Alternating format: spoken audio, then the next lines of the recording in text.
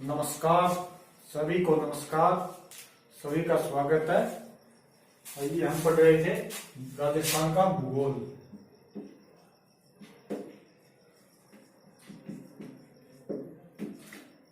राजस्थान के भूगोल में हम राजस्थान के भौतिक प्रदेश पढ़ रहे थे, जिसके अंदर हमने राजस्थान का पहला भौतिक प्रदेश स्टार्ट किया था और उसका शुष्क मरुस्थल पढ़ रहे थे।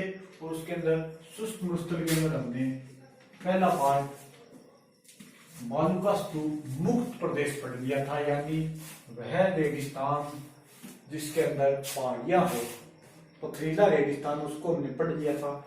आज स्टार्ट करेंगे नंबर, यहां से स्टार्ट करते हैं। ये मरुस्थल पढ़ रहे थे, इसके दो भाग।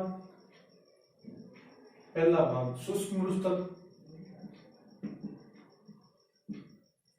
दूसरा भाग यही दिख लग रही यार। पहला भाग एक हो गया अर्ध शुष्क मरुस्थल, अर्ध शुष्क मरुस्थल। अब इस शुष्क मरुस्थल को दो भागों में बांट दिया। एक नंबर बालू का स्तूप मुक्त प्रदेश, बालू का स्तूप मुक्त प्रदेश, और नंबर दो बालू का स्तूप युक्त प्रदेश, बालू का स्तूप युक्त प्रदेश। आप 8वीं सालिया और आप इन सारों कंप्लीट पढ़ लियो। बालू का स्तूप मुक्त प्रदेश में पढ़ लियो। अब आज आप पढ़ागा बालू का स्तूप युक्त प्रदेश, यानी कि बालू का बालू, मिट्टी मिट्टी, रेत ही रेत। रेत पे लिखने से क्या फायदा, आई एक लहर दिखेगा नहीं। तूने हमें पत्थर भी लिखा है तो दिया, पत्थर पे लिखोगे कभी मिटेगा नहीं। भाई रेत आया और वे रेत ना आप पढ़ाना, तो ये पढ़ाना पहले आप बालू का स्तूप युक्त प्रदेश, बालू का स्तूप युक्त प्रदेश, बालू का स्तूप युक्त प्रदेश, यानी अंदर ओनली और ओनली बालू का टीला टीबा ढोरा दरियन सब चीज पढ़ाना। तो एमओ यानी शुष्क मरुस्थल कुल भाग 60% है। ये क्वेश्चन आइडो भी है कि बालू का स्तूप युक्त प्रदेश शुष्क मरुस्थल का कितना प्रतिशत भाग है, 60% भाग। तो ये नहीं, महान भारतीय मरुस्थल, महान भारतीय मरुस्थल कीजिए, जो भी क्वेश्चन आए, महान भारतीय मरुस्थल बालू का स्तूप युक्त प्रदेश, अगर परसेंटेज पूछे तो 60% भाग महान भारतीय मरुस्थल, ये नहीं तेज है। अब आइन पढ़ाना तो एक अंदर कुछ वर्ड आवे, जगह आप पढ़ाना तो कंप्लीट हो जाएगी। तो देखो कौन सा वर्ड आवा,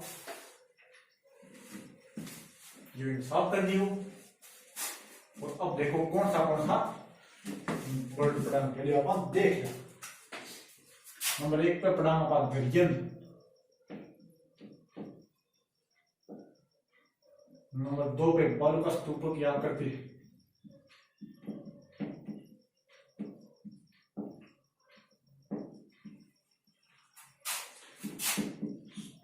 स्तूपों की आकृति,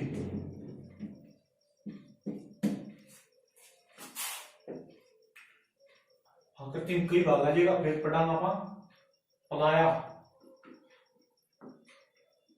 फिर रंग या टाट, फिर तल्ली या पोखर, बाद में आपको पढ़ाना रंग टाट हो गया, तल्ली पोखर हो गया,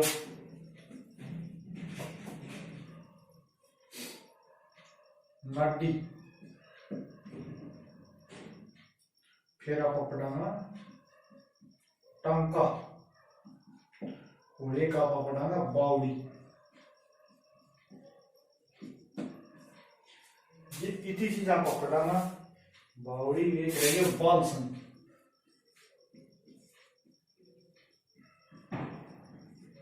ये इतनी चीज आपको पढ़ाना। और एक चीज हो जाएगी बाहर रहेगी, पढ़े लिख दिया इरम,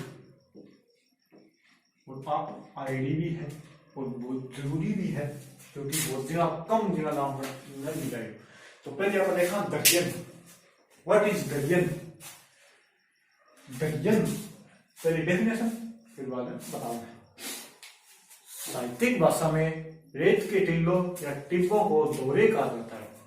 साहित्यिक भाषा में रेत के टिल्ले या टिब्बों को दोहरे कहा जाता है और इन्हीं दोहरों को जैसलमेर के अंदर दरियन कहा जाता है। अब देखा किसी ने दरियन या आकृति एक बार मिनट हो गया। दरियन साहित्यिक भाषा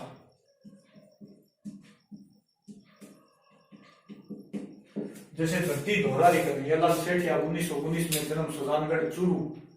धरती दोहरारी कन्हैयालाल सेठिया की रचना है, जन्म हुए 1919 में सुजानगढ़ चूरू के अंदर हुआ। तो उनकी कई फेमस रचनाएं है, धरती दोहरारी, पातल और पीतल, लीलटास, आज हिमालय बोल था, धर्म चला धरपुंचा, ये उनकी कुछ फेमस रचनाएं है। तो एक है धरती दोहरारी। धरती दोहरारी आज धरती चौरारी होती है, पहली धरती दोहरारी। दोहरा यानी कि टिब्बा, टिल्ला या टिब्बा, टिल्ला या टिब्बा यानी कि साहित्यिक भाषा में रेत का टिल्ला या टिब्बा में दोहरा कीजिए। और आई दोहरा ने जैसलमेर के अंदर, जैसलमेर आई दोहरा ने जैसलमेर के अंदर दरियन कीजिए, यानी कि दोहरा कारडी जैसलमेर इन दरियन, यानी दोहरा ने जैसलमेर के अंदर दरियन कीजिए। रेत का टिल्ला या टिब्बा ने साहित्यिक भाषा के अंदर दोहरा बोलीजिए और आई दोहरा ने जैसलमेर के अंदर दरियन बोलीजिए। दरियन इज कंप्लीट, ये दरियन पूरा हो गयो। इन बाद में आप उस टिल्ला की आकृति हो, रेत के टिब्बा की आकृति हो, आकृतियां बारे में देखांगा और बहुत जरूरी भी है। आप सारी देखा जरूरी हो चाहे ना हो, अपन पढ़ने मतलब है सारी पढ़ाना।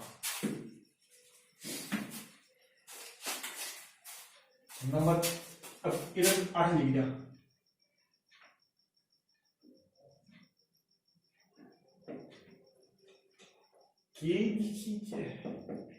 इरग अड़ो इरग के मिटो दे ना वन तो ना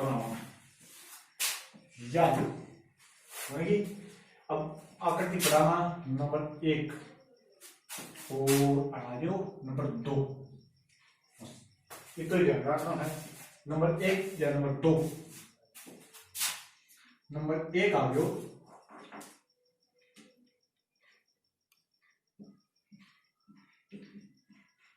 अनुदैर्ध्य और नंबर 2 आ गयो अनुप्रस्थ। अनुप्रस्थ या आडे, अनुप्रस्थ या आडे और इन बोलीजिए पौनानुवर्त। पौनानुवर्त अनुदैर्ध्य पौनानुवर्त या और घणे नाम है। और फिर बोलीजिए है अनुप्रस्थ या आडे वालों का स्तूप।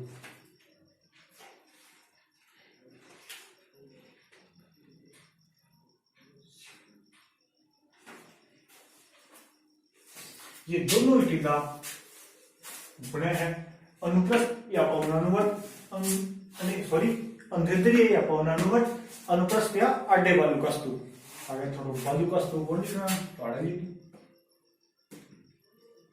बालू का स्तूप, अनुप्रस्थ या आडे बालू का स्तूप। अब ध्यान दो, थोड़ा ध्यान दो, दोनों नाम एक जैसा ही है और आप अंदर बहुत जल्दी कंफ्यूजन होगी। अनुप्रस्थ या पौनानुवर्त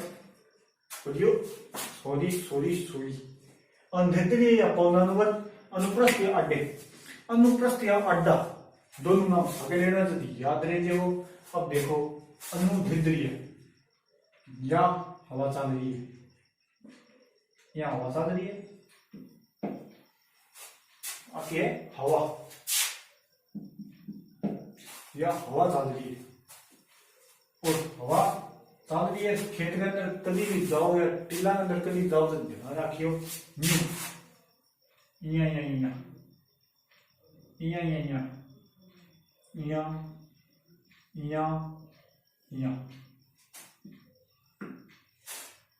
निशान मंडेरा होगा, लहरदार लहरदार निशान मंडेरा होगा।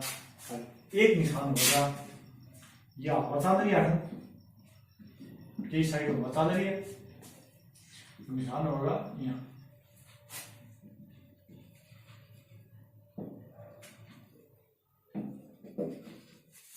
ठीक है, हवा एक ही साइड में उतार रही है, दोनों तरफ भी, दोनों तरफ हवा एक ही साइड में उतार रही है, लेकिन एक दिन निशान किया सीधा लहरदार और एक दिन आधा।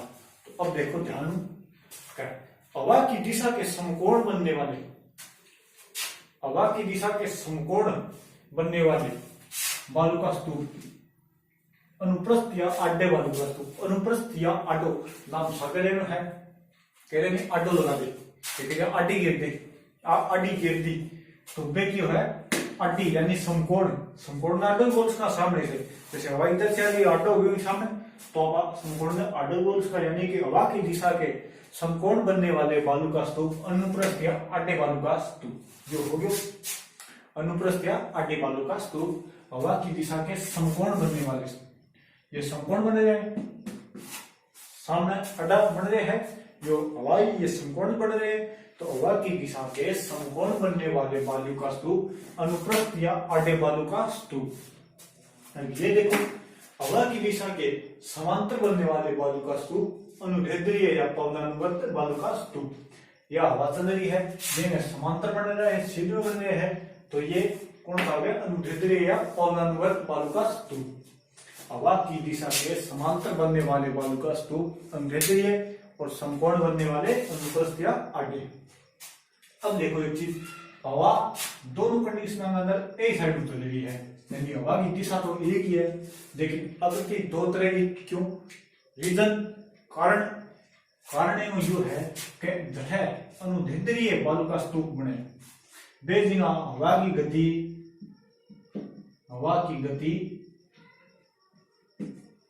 तेज होगी या धीरे होगी, एक दिन हवा की गति तेज होगी, यानी कि अनुदैर्ध्य बालू का स्तूप जब भी बनेगा जब हवा तेज चलती होगी, हवा तेज चलेगी तो मटेरियल सीधी कर देगी, तेज हवा ना सीधी बना देगी, तो क्या बन जाएगा, ये हवा की गति तेज होगी जब अनुदैर्ध्य बालू का स्तूप समांतर, यानी तेज हवा चलेगी तो सब प्रति चलेगी, समांतर प्रति चलेगी, तो हवा की दिशा के समांतर बनने वाले बालू का स्तूप अनुदैर्ध्य बालू का स्तूप। और अगर हवा की गति कम है, गति कम है, जब की सामने आएगा अनुप्रस्थ आडे बालू का स्तूप, यानी कि मंद मंद सीधी सीधी हवा चल रही, सीधी सीधी हवा चलेगी, मंद मंद हवा चलेगी, तो ये धीरे धीरे धीरे धीरे समकोण या आडा बालू का स्तूप बन जाएगा, बोल लीजिएगा अनुप्रस्थ या आडे बालू का स्तूप। दोबारा देखो, अनुदैर्ध्य बालू का स्तूप, हवा की दिशा के समांतर बनने वाले, हवा की दिशा के समानांतर बनने वाले बालू का स्तूपों को अनुदैर्ध्य या पवनानुवर्त बालू का स्तूप कहते हैं। इनमें हवा की गति तेज होती है, अनुदैर्ध्य या पवनानुवर्त में हवा की गति तेज होगी, और हवा की दिशा के समकोण पर बनने वाले, हवा की दिशा के समकोण पर बनने वाले बालू का स्तूप अनुप्रस्थ या आडे बालू का स्तूप, इनमें हवा की गति कम होती है, दिशा दोनों भी समान रहेगी, बस गति को ही डिफरेंस होगा, का नियम लागेगा, गति का नियम लागेगा, गति को डिफरेंस होगा, एम समांतर और एम समकोण, अनुप्रस्थ या आडो नाम सगे ले लो, जब आडो ध्यान दे रहे आडो समकोण के ऊपर, जरा आडे समकोण बनेगी, यानी कि हवा की गति कम है, जब ये सामने टक्कर दे रहे और आधा साफ कर दिया है, यानी समांतर कर दियो। अब देखेंगे समझ में नहीं आई तो बेंचे बिरमा जी आगे समझाया तो ही समझ में कौन आया। अब देखो, हवा की दिशा का समांतर बढ़ने वाला अनुदैर्ध्य, हवा की दिशा समकोण बढ़ने वाला अनुप्रस्थ। एक चीज हो जाएगी, अब यो बीच में से हीरा बच गई, यानी कि कभी जुटेड़े हुए खेत में आप जावा तो खेत दो तरह का, जो जुटेड़े है खेत में एक तरफ आप चलांगा खुड्डा में साहब, तो एक तो ऊपर उठे भाग हो और एक नीचे भाग हो। अगर आप ऊपर आ रहे पकड़ रखा तो आप पेड़ या न जाओ, आप नीचे अंदर पेड़ धर के चलाना छोड़ो चाली जीव, तो बियाई आज की जगह होगी नहीं, आज जगह बिना जैसलमेर जोधपुर में ये बहुत ज्यादा बने, ये भी नहीं बने, बीकानेर में भी बने, लगभग सभी जगह बने, लेकिन जैसलमेर जोधपुर बीकानेर में बहुत ज्यादा बने। तो एक बिना क्या था कि भेड़ बकरी रेवड़ रखे और रेवड़ के रहा है कि एक पगडंडी बना दी है और टीला बीच में एक पगडंडी बना दी, पगडंडी में बोले कारवा मार्ग या कॉरिडोर या पगडंडी बना दी, हम भाषा में आपको बोल दिया पगडंडी, पगडंडी। और इन्हें क्या बोले है कारवा, कारवा मार्ग या कॉरिडोर, कारवा मार्ग या कॉरिडोर बोल लीजिए है ये मार्ग ने, और सारा अंदर बोल लीजिए है गस, ये मार्ग ने कारवा मार्ग या कॉरिडोर, इन्हें पगडंडी बोलते हैं आप, जो जगह एक जगह भेड़ बकरी या कोई नाव कर लीजिए सीधो सो मैंने आपको बोल दिया पगडंडी, और मैंने बोल लीजिए सही कारवा मार्ग या कॉरिडोर, यानी कि यो अनुदेंद्री है पौधा अनुवर्त टीला के बीच में देखो गैप हुए अंदर पशु जानवर भेड़ बकरियां टपके पगडंडी रास्तों बनाते हैं, मैंने बोल लीजिए कारवा मार्ग या कॉरिडोर। और सारा के अंदर बोल लीजिए गस्सी, सारा मरुस्थल है विश्व का सबसे बड़ा मरुस्थल, तो सहारा में बोल लीजिए मैंने गस्सी, सारा के अंदर बोलिए गस्सी मार्ग, आपने बोले कारवा या कॉरिडोर मार्ग, कॉरिडोर कॉरिडोर बताऊं था तो वो बड़ा बड़ा शहर अंदर है जो है ट्रैफिक बहुत ज्यादा हुआ बढ़ा है, अगर कोई मरीज ने या कोई भी मान लो जान ले जानो हो इमरजेंसी अंदर हुआ तो बैंक खातर सड़क के दोनों साइड साधन चलाया, बीच में खाली जगह छोड़ दी है, बीच में एक खाली जगह छोड़ दी है, बेन बोला कारवा मार्ग या कॉरिडोर, कारवा मार्ग या कॉरिडोर, बेन जैसे कोई बत्ती को रूल पहुंची है मार्ग अंदर चलाना साधन के लिए, बेन अंदर मंत्री गाड़ी चलेगी, पुलिस की गाड़ी चलेगी, अग्निशामक यंत्र, और जैसे कोई एम्बुलेंस या कोई इमरजेंसी गाड़ियां हैं वे चलेगी कारवा मार्ग या कॉरिडोर के अंदर, मैंने बोला कारवा मार्ग या कॉरिडोर। और आपने रेगिस्तान में पगडंडी बोले कारवा मार्ग या कॉरिडोर, यानी सारा के अंदर गस ही बोलीजिए। अब और तो किले को अंदर इन चला यानी अनुप्रस्थ या अड्डे बार का स्तूप है चला जी, जो थोड़ो सो भीतरिया बन जाए दूसरा बनाया जो कंप्लीट, जब अनुप्रस्थ या अड्डे बार का स्तूप हो है ये थोड़ा सा भीतरिया बन जाए, तीसरी बात वो बालू का स्तूप बन जाए, वो सबसे खतरनाक हो है।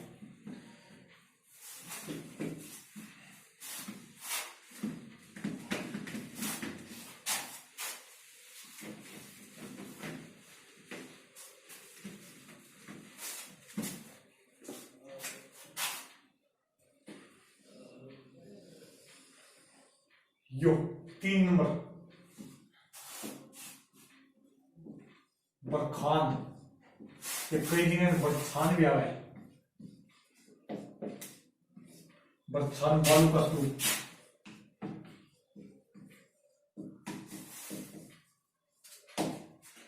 सबसे खतरनाक बालू का स्तूप, सबसे डेंजरस बालू का स्तूप, अब आसान है अनुप्रस्थ या अड्डे बालू का स्तूप है वो थोड़ा सा ढंगो बन जाए, इन बोले बरखान बालू का स्तूप, बरखान बालू का स्तूप सबसे खतरनाक बालू का स्तूप, सबसे खतरनाक।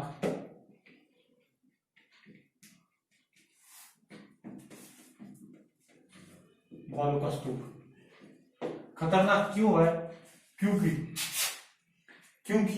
जो पहले एक बात बताऊं था क्यों पहले ये जो आन बोलिए सींग बरखान का सींग वेल का बोलिए सींग बरखान का भी टिबांग भी सींग हुआ है, आन बोलिए सींग दोनों। और यो क्वेश्चन भी आया है कि बरखान के सींगों का मुख किस तरफ होगा, तो हवा की दिशा के सामने, हवा की दिशा के सामने तीनों मदराजी है, इन्हें सिंगों में मुंह होगा। और जब खतरनाक क्यों है? क्योंकि जब हवा तेज चले नहीं तो सींग मुड़ के इधर पास चली जाए, इले पास चले गयो सिंह सिंह मुड़ गयो इले पास चले गयो, यानी कि फिर आगो आगो बढ़तो जाए बहुत तेज गति में बढ़े। सर्वाधिक सर्वाधिक तेज गति से बढ़ता है, तेज गति से बढ़ता है। यही कारण सबसे खतरनाक बुराई जो है कौन सा है, बरखान बालू का स्तूप ने सर्वाधिक खतरनाक बालू का स्तूप, क्योंकि तेज गति में बढ़े मरुस्थल का मार्च को बहुत बड़ो कारण है। मरुस्थल बहुत जल्दी आगे बढ़ा हुआ है, यही कारण बोली है खतरनाक बालू का स्तूप, सर्वाधिक खतरनाक या सबसे खतरनाक बरखान बालू का स्तूप। बरखान के सिंहों का मुख हवा की दिशा के सम्मुख, हवा की दिशा के सम्मुख या हवा की दिशा के सामने बरखान के सिंहों का मुख होगा। ये सर्वाधिक बड़े शेखावाटी क्षेत्र में, सर्वाधिक शेखावाटी शेखावाटी क्षेत्र के अंदर सर्वाधिक बड़े ये बरखान बालू का स्तूप सबसे ज्यादा खतरनाक है, सबसे ज्यादा तेज गति में बढ़ने वाला बालू का स्तूप, और शेखावाटी क्षेत्र के अंदर सबसे ज्यादा बड़ा है। सिंह ने ये तिकोना वागन सिंह बोली है, बरखान का सिंह और बरखान का सिंह का मुख हमेशा ही हवा की दिशा के सामने हो, सामने डट के खड़ा रही। तो यो बरखान या बरखान बालू का स्तूप सर्वाधिक खतरनाक बालू का स्तूप। इन बारे में एक तो और है, कभी पूछ रहा तो कोनी बट भेद गया पढ़ गया अपन पढ़ने में केला गया पढ़ी नहीं।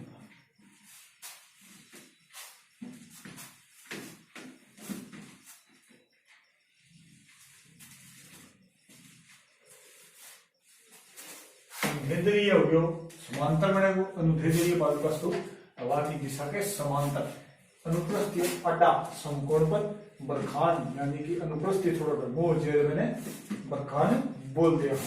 अब नंबर 3 बना वो सबर काफी, नाम सुनेड़े सुनी होती सबर काफी नंबर 3 के ऊपर, और नंबर 4 के ऊपर बने वो पैराबोलिक, पैराबोलिक बालू का स्तूप। दोनों भी टिब्बा है, दोनों भी टिब्बा है, एक सबर काफी बालू का स्तूप, पैराबोलिक बालू का स्तूप। अब देखा दोनों लगभग समान ही है, थोड़ा बहुत डिफरेंस है, तो वो थोड़ा सा अंतर आप देख लिया। सबर काफी बालू का स्तूप क्यों है, मान लो ये मरुस्थल है और मरुस्थल के अंदर जालीदार पड़ता है,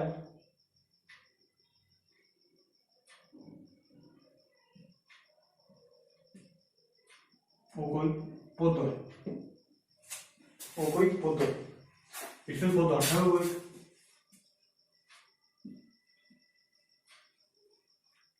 पौधो घूमने भी होता है कि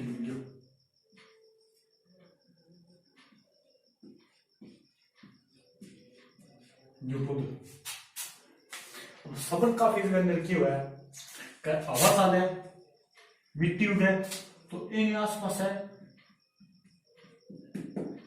बालू का, यानी माटी इकट्ठी होती है। सबर काफी में यानी कि झाड़ियों के आसपास मिश्रित बालू का स्तूप बन जाएगा, मिश्रित बालू का स्तूप बन जाएगा, या झाड़ी होगी इन्हें आसे पास है न्यू माटी इकट्ठी होगी, न्यू इकट्ठी हो गया, देखो चांद बन गयो, ओके बन गयो चांद बन गयो, यानी कि झाड़ियों के आसपास या झाड़ियों के पास बने हुए मिश्रित बालू का स्तूप ये कहलावा है सबर काफी। झाड़ियों के पास बने हुए मिश्रित बालू का स्तूप सबर काफी, सॉरी मिश्रित नहीं अर्धचंद्राकार। झाड़ियों के पास बने हुए अर्धचंद्राकार बालू का स्तूप क्या कहलाएंगे, सबर काफी। झाड़ियों के पास बने हुए अर्धचंद्राकार बालू का स्तूप सबर काफी बालू का स्तूप। और जो मिश्रित बन जाए, सूर्य माटी आठा इकट्ठी होगी, सूर्य आठा इकट्ठी होगी, न्यू होगी, जहां भी मिश्रित हो गया वे हो गया पैराबोलिक। कोई ज्यादा पूछ रहा को नहीं तो सीधी ध्यान रखियो, अगर अर्धचंद्राकार झाड़ियां के सारे बन जाए तो सबर काफी, अगर मिश्रित बन जाए तो पैराबोलिक, मिश्रित बन जाए तो पैराबोलिक, अर्धचंद्राकार बन जाए तो सबर काबिल। आगे सिर्फ इतनी बात ध्यान रखनी है, लगभग संपूर्ण राजस्थान में बड़ा है ये। तो अब ये आकृति की बात होगी, त्रिभागी या त्रिभागी। एक बाद में आपने देखा पलाया या रन, पलाया रन होता है। दोनों चीजें आगे याद रखियो, पलाया बाद में हमेशा रन ताट पढ़ियो तो एक नंबर पक्को मतलब 1 मिनट में याद हो जाएगो, 1 मिनट में याद हो जाएगो। टुकड़ो हो यो है गुरुस्थल, थोड़ो नीचे को भाग मान लो, जोड़ दियो गुरुस्थल, ठीक है। ये जो गुरुस्थल तो यो बच्चों टप टप टप टप पानी, टिप टिप बरसा पानी। ए बादल इतना बरस की वो आ न पाई, और आ जाए तो वापस जा न पाए। ए बादल इतना बरस की वो आ न पाए, और अगर आ जाए तो वापस जा न पाए। तो यो बच्चों पानी, वो आठे बन गयो पानी। ओके, यो पानी बन गयो। अब यो पानी खारो है वो मीठो है। मुरुस्तर के अंदर पानी भर गयो, नीचे के अंदर बारिश हो, आके हुई बारिश, यानी कि बस पानी को स्रोत की हो गयो बारिश। बारिश हुई और पानी भर गयो, थोड़ा बड़ा दरड़ा तो पानी भर गयो, और पानी जो खारो, क्योंकि नीचे मुरुस्तर के अंदर नमक है, कि है नमक, नमक आगे नीचे वो, तो यो जीवो खारो और एनी बोल जीवो पलायन। तो डेफिनेशन देखो, मरुस्थल के अंदर बनी हुई खारे पानी की बड़ी झीलें, ये थोड़ा बड़े क्षेत्र में होगी। बड़ी झीलें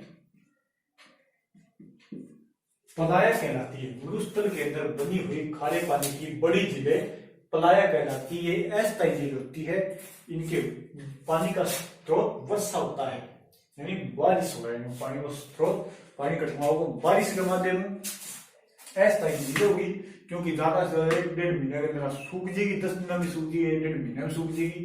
वो खारो क्यों मरुस्थल के अंदर है, तो नीचे नमक आगे मिल गयो, मैं बरस्यो, थोड़ा ज्यादा जगह में पानी इकट्ठो हो, यानी बड़ी झील बनी, खाली होगी वो अपने आप ही, नीचे नमक मिल गयो, और बेनी के बोल जाए पलाया। यानी कि मरुस्थल के अंदर बड़ी बनी हुई खाली झील को पलाया कहते हैं। मरुस्थल के अंदर बनी हुई बड़ी वो खाली झील में, यानी मरुस्थल के अंदर बनी खाली झील पलाया बोलांगा, बड़ी खाली झील पलाया कहलाती है। मरुस्थल के अंदर बनी हुई बड़ी खाली झीलों को पलाया कहा जाता है। डेफिनेशन इज पलाया। अब देखा रन टाट का ज्यादा जने और में 18% आ गए, यो में 18% ये मिट्टी के दूर में पानी भरे, ये वर्षा होने लगी है, और 8 यानी कि कम दूर में पानी भरे हुआ है, यानी कि जो भी खारा ही हुआ है वो मरुस्थल के अंदर खाली छोटी झीलों को, खाली छोटी झीलों को रन या टाट, बड़ी खाली झीलों को पलाया, छोटी खाली झीलों को रन या टाट। कोई कंफ्यूजन कोई, बड़ी होगी मैंने रन पलाया के जाना, छोटी होगी मैंने रन या टाट। नाम ही दे दियो, पहला एम 3 अक्षर है, यानी आप बड़ी है, एम 2 ही अक्षर है, टाट ले लो, रन ले लो, 2 ही अक्षर है, यानी आप छोटी है दोनों के खारे पानी की झील, है दोनों के खारे पानी की झील। बड़ी है मैंने पलाया, छोटी है मैंने रन या टाट। अब तो समझ में आ गया सारा, मरुस्थल के अंदर बनी हुई खारे पानी की बड़ी झीलों को पलाया और छोटी झीलों को रन या टाट। अस्थायी झील है, पानी को स्रोत हमेशा वर्षा हुए, वो अस्थायी झील है। मरुस्थल के अंदर नहीं तो क्या होगी, खाली होगी, क्योंकि मरुस्थल नीचे खारो है, नमक आगे मिल जावे गो। अब देखा तल्ली या पोखर, तल्ली या पोखर, या तल्ली या पोखर वाली जो न्यू है कि जो मान लो कोई पत्थर या पथरीला क्षेत्र है, यहीं पर आगे माटी, पिछली वीडियो में जिक्र भी करियो हमारा, जिक्र भी करियो हमारा पापा हमारा के अंदर जिक्र करियो। अब ये थोड़ा कोई नीचो भाग है, बोलो मैं बरस्यो और अठाए पानी इकट्ठा हो गयो, वो पानी इकट्ठा हो गयो, ओके पानी इकट्ठा हो गयो। तो इन्हें क्या बोलेगा, तल्ली या पोखर। तल्ली या पोखर था, मैं दोबारा समझाऊं। आगे पानी क्या बोला, तल्ली या पोखर बोलते हैं।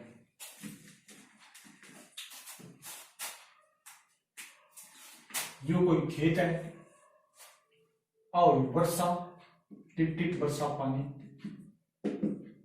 और एक अंदर पानी इकट्ठा हो गया। अब यो पानी होगा नहीं, यो मीठा पानी होगा, आ जाएगा क्यों मीठा पानी, क्योंकि नीचे मरुस्थल को लिए नीचे पत्थर है, पथरीले के ऊपर थोड़ी बहुत माटी पड़ी है, पत्थर के ऊपर थोड़ी बहुत माटी पड़ी है, और जिताने अंदर पानी इकट्ठा हो गया, और वो पानी मीठा होगा क्योंकि पत्थर के अंदर नमक को नहीं है, नमक मरुस्थल के अंदर हुआ है। इन बोली जो तल्लिया पोखर, तल्लिया पोखर। अब एक चीज ध्यान दियो, अगर मरुस्थल के अंदर तो पानी इकट्ठा होगा नहीं, मैंने बोल दीजिए बड़ी झील ने पलाया और छोटी झील ने रनिया टाट, छोटी झील ने रनिया टाट। लेकिन चट्टानी प्रदेशों में अगर जल इकट्ठा हो जाए तो बिन बोली जो तल्ली या पोखर, अरे जल हमेशा ही मीठा होगा। जल सूखने के बाद जब पानी सूख जाएगो,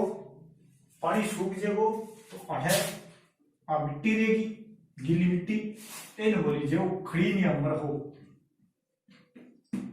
खड़ीन या मरहो।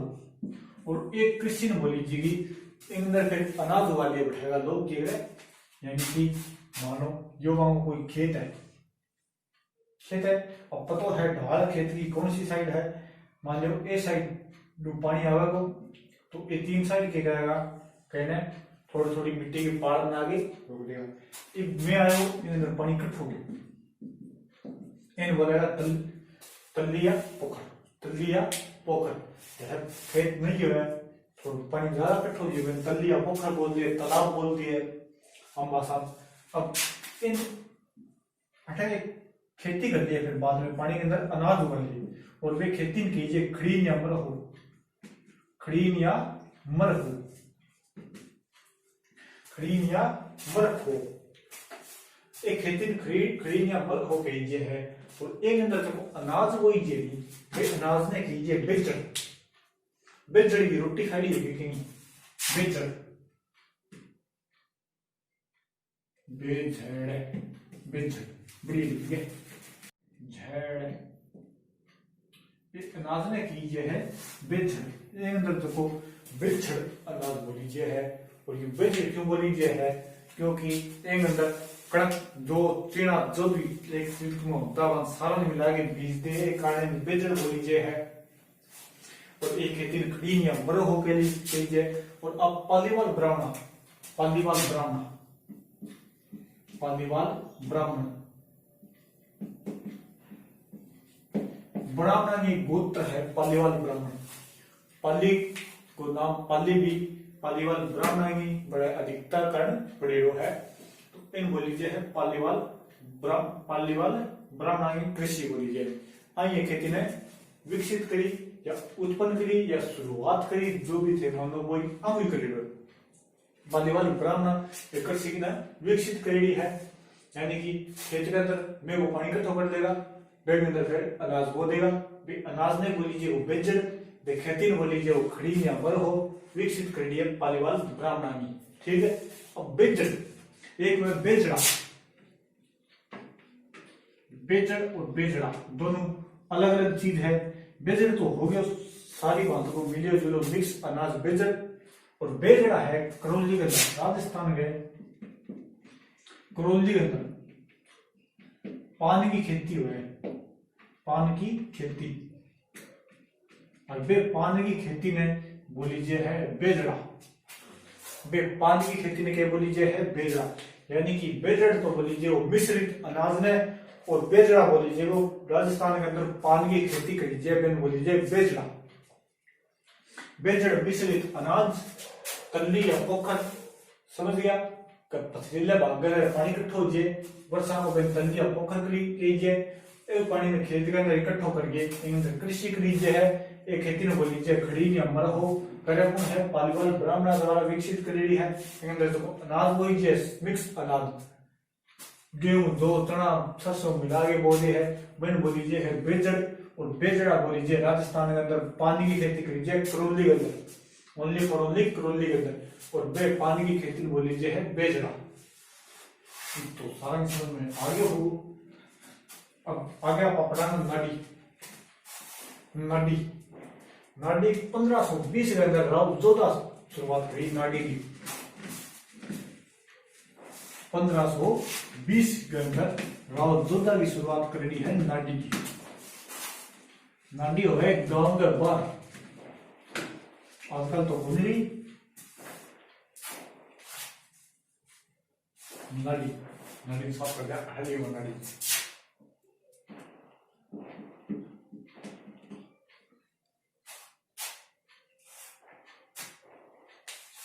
नाडी 1520 के अंदर, 1520 में राव जोधा द्वारा शुरुआत है जोधपुर के अंदर।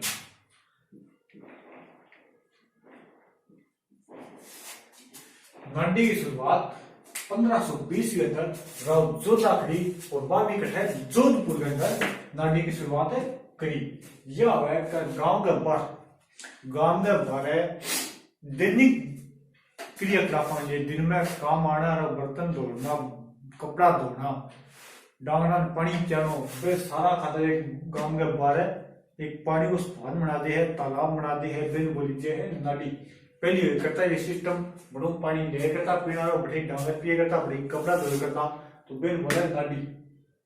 बिन के बोले है नाडी। और नाडी है जो कि राव जोधा के टाइम शुरू हुई है 1520 के अंदर जोधपुर में। सबसे पहले नाडी को निर्माण करवाया राव जोधा द्वारा। वर्तमान में कोनी घर घर में नल लगे, पनघट में भी चांस नहीं। नाडी गांव के बाहर,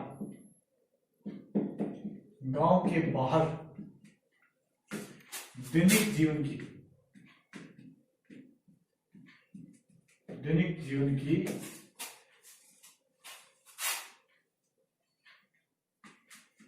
आवश्यकताओं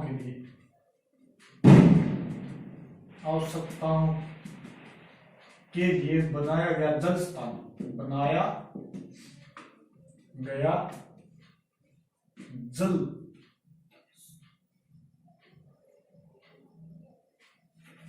वाटर से बनाया गया जल का स्थान, यानी तालाब समझते हो। तो बेन बोली जाता हो नाडी 1520 में शुरुआत करी जोधपुर के अंदर। गांव के बाद दैनिक आवश्यकताओं के लिए बनाए गए जल की आपूर्ति के लिए स्थान में केवल था नाडी। ठीक है, अब नाडी कंप्लीट। तो टांका देखा, तो टांका सारा समझ गया होगा। टांको फिट हो रही है, हो नहीं हो रही फिट। टांको बोले है कुएं। टांको के बोले है कुएं। टांको क्या बोले है कुएं।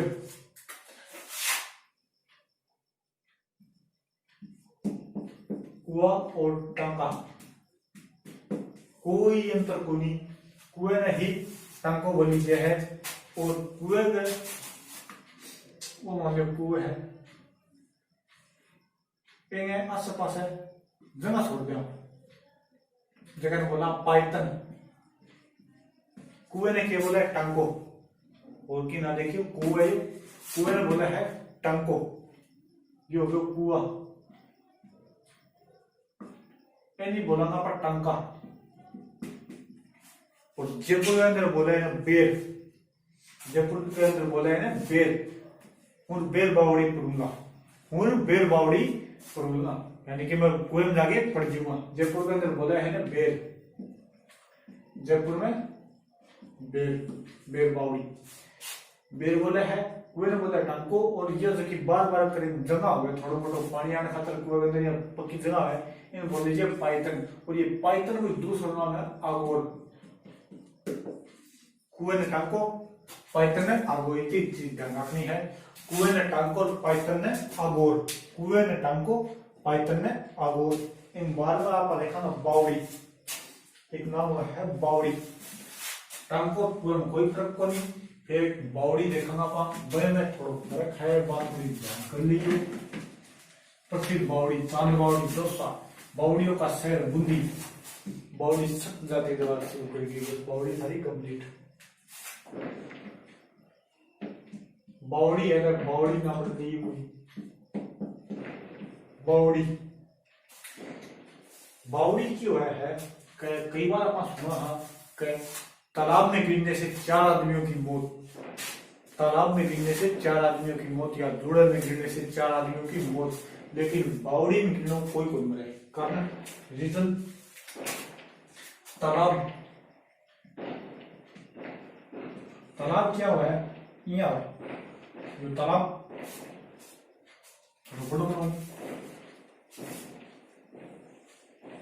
वो तालाब है। अब 5 या 10 फुट नीचे, फिर जो 8 मान लो 10 मान लो, फिर एक स्टेप हो गई, फिर 5-10 फुट नीचे एक स्टेप हो गई, तालाब की बात चल रही है। पेड़ियां हो गई या चारों साइड में पेड़ियां हो जाएगी। अंदर अगर 8 कोई व्यक्ति नहाने लगे तो वो एक स्टेप उतरते हैं सीधे 5-10-8 फुट नीचे जाएगा, तो वो पानी के अंदर डूबे मरेगा जरूर। तो तालाब में अंदर डूबने में मौत हो जाए, लेकिन बावड़ी यहाँ फिर पूरी चारों पास सीढ़ी, फिर सीढ़ी, फिर सीढ़ी, फिर सीढ़ी, फिर सीढ़ी, यानी बावड़ी के अंदर डूबे एक पेड़ नीचे उतरता है कम से कम 1 फुट जाए, ज्यादा कौन जाए, लेकिन 5-6 फुट जाए पानी में डूबी 1 मिनट कोई खेल हो। तो बावड़ी सीढ़ीदार कुआं, बावड़ी की हो गया सीढ़ीदार कुआं, सीढ़ीदार कुआं हो गया बावड़ी। और बावड़ियों का शहर बूंदी, प्रसिद्ध बावड़ी चांद बावड़ी दोसा के अंदर,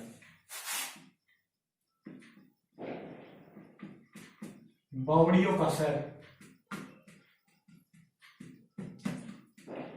बूंदी, प्रसिद्ध बावड़ी चांद बावड़ी आपादेरी दोसा के अंदर, चांद बावड़ी ये है आपादेरी,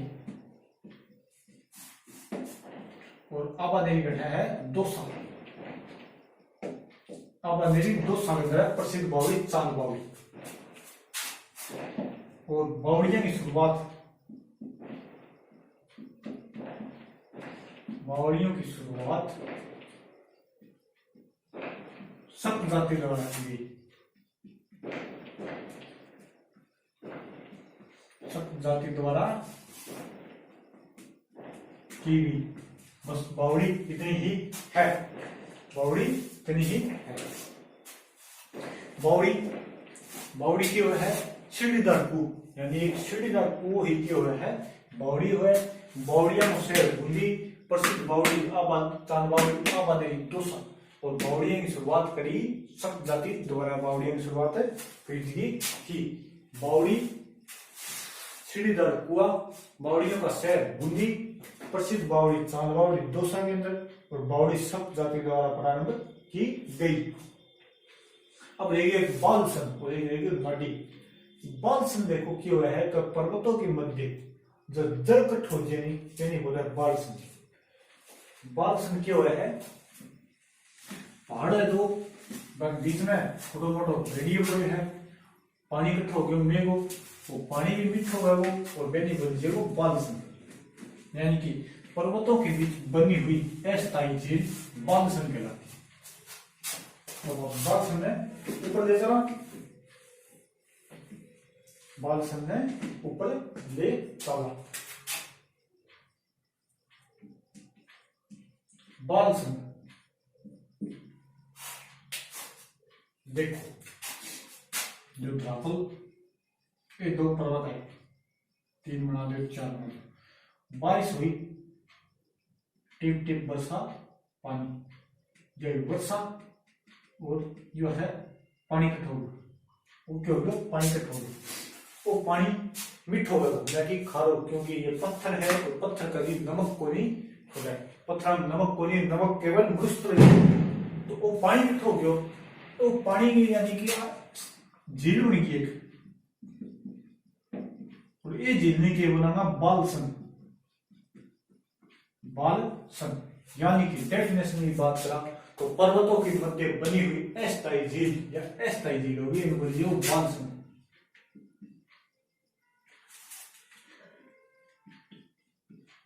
पर्वतों के मध्य बनी हुई अस्थायी झील की होगी बालसन, यानी कि पर्वतों के मध्य बनी हुई अस्थायी झील को बालसन कहा जाता है।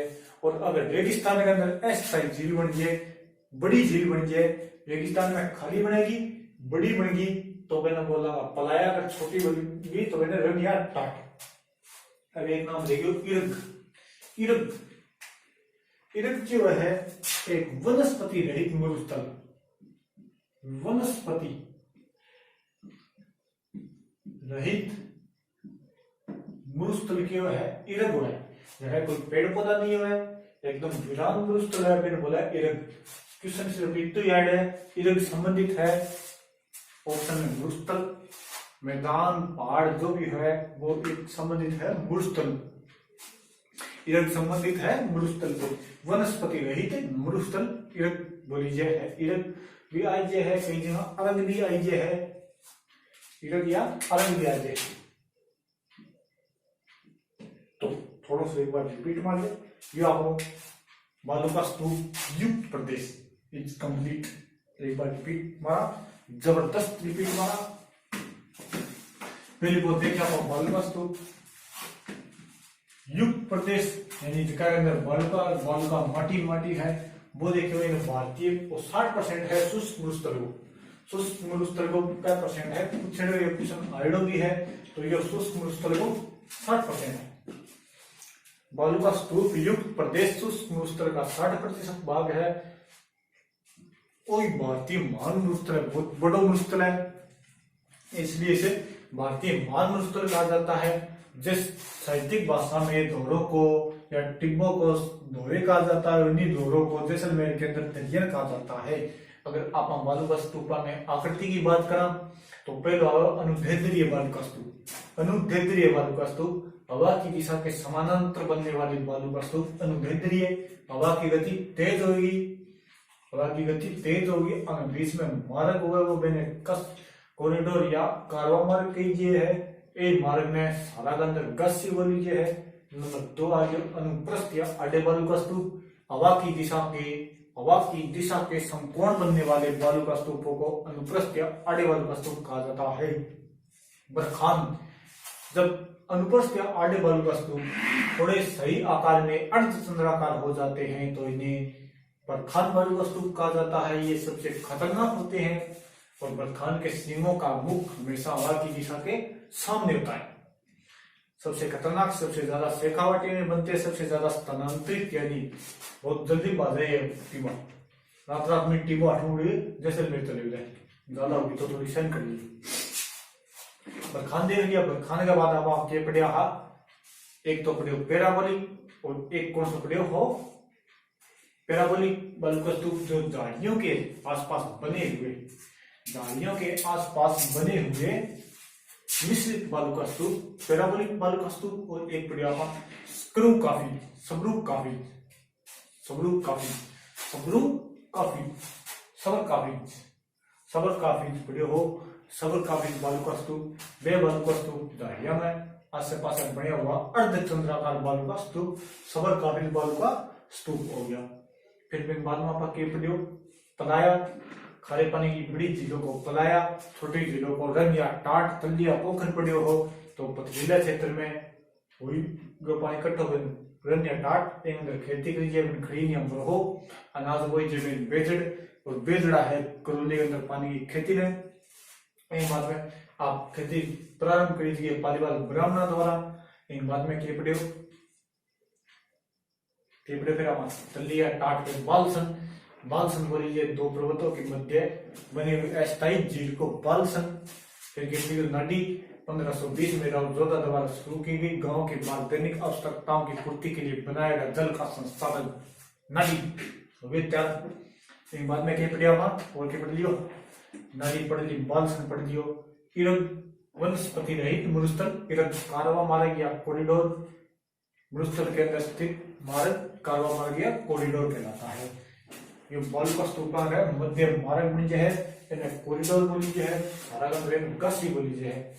एक चीज हो रहेगी बीच में बाकी रहेगी, नाड़ी पड़ ली और तलिया पोखर रण टाट पेड़ा बोली टांका, एक टांका यानी कि कुएं ने टांको बोली है, पाइतन है आगोर बोली है, बावड़ी बावड़ी बोली है, सीधी दाल कुएं ने प्रसिद्ध बावड़ी, चांद बावड़ी, अवनेरी दोसा, बावड़ियों का शहर बूंदी, बावड़ी सप्त जाति द्वारा प्रारंभ की गई। और बालू का स्तूप युग मरुस्थल इज कंप्लीट। अब आगे पढ़ाना अर्धशुष्क मरुस्थल, यानी कि आप मरुस्थल ने दो भाग में बांटे, शुष्क मरुस्थल और अर्धशुष्क मरुस्थल। तो यो आपनो कंप्लीट हो गया। अब आप इन्हें पढ़ाना और इन्हें भी आप 4 भागों में बांट देना, इन्हें 4 भागों में बांट देना। पहला आ गया घग्गर का मैदान, घग्गर का मैदान नंबर 2 पे आ गया, और नंबर 1 नंबर 2 पर घग्गर का मैदान। शेखावाटी या तोरावाटी या आंतरिक प्रवाह क्षेत्र या बांगर क्षेत्र। नंबर 3 पर आ गयो नागौरी उच्च भूमि, और नंबर 4 के ऊपर आ गयो है लूणी बेसिन, लूणी बेसिन।